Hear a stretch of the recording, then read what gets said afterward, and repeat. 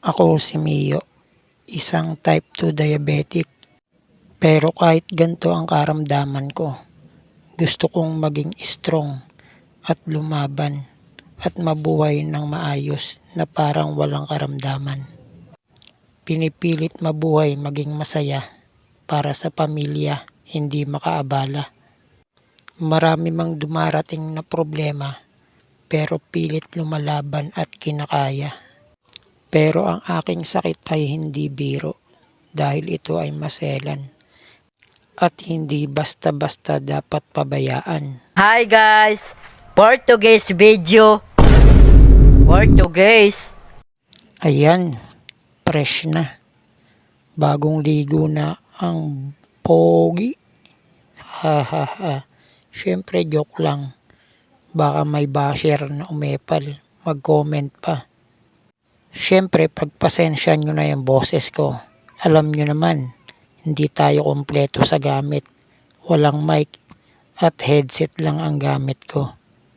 Tamang suklay lang. Ang haba na kasi ng buhok ko. Wala kasing pera pampagupit eh. Mahal kasi yung pagupit dito sa amin, 120. Pero meron ng mga yun, ahit-ahit. Ako kasi pag nagpagupit gusto ko may ahit sa side tsaka sa kilay.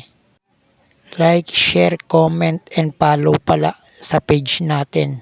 Tapos paki-subscribe naman at saka like, share, comment, and share sa ating YouTube channel. Siyempre, paki-hit na rin ang notification bell para laging updated sa simpleng video.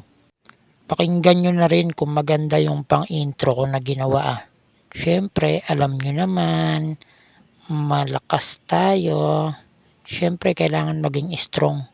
Huwag magpabaya-pabaya sa sarili dahil mahal ang gamot.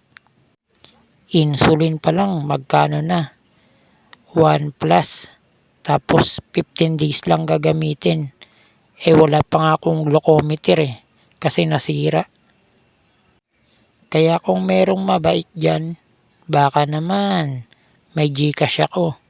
I-PM ko na lang kung mag-PM din kayo. Ha ha ha. Siyempre joke lang. Pero kung meron namang gusto magbigay, bakit naman hindi, 'di ba? Tulong naman 'yan At saka mababait naman kung meron tayong mga viewer na ganun, 'di ba? Para naman sa sarili 'yan, saka sa medicine. Hindi pa nga kasama yung mga iniinom kong gamot diyan Mahal din 'yun.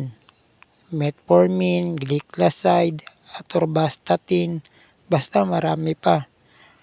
Pang 'yun, pang maintenance na talaga. At basta 'yun na 'yun. Kung meron lang naman mabait, 'di ba? Pero kung wala naman magbigay, okay lang rin naman. Mangungutang na lang pang bili ng gamot. Ganun naman talaga kasi kailangan 'yun. Kaya sana may pumasok ng income sa ating page at YouTube channel para meron na tayong pangtustos sa ating gamot.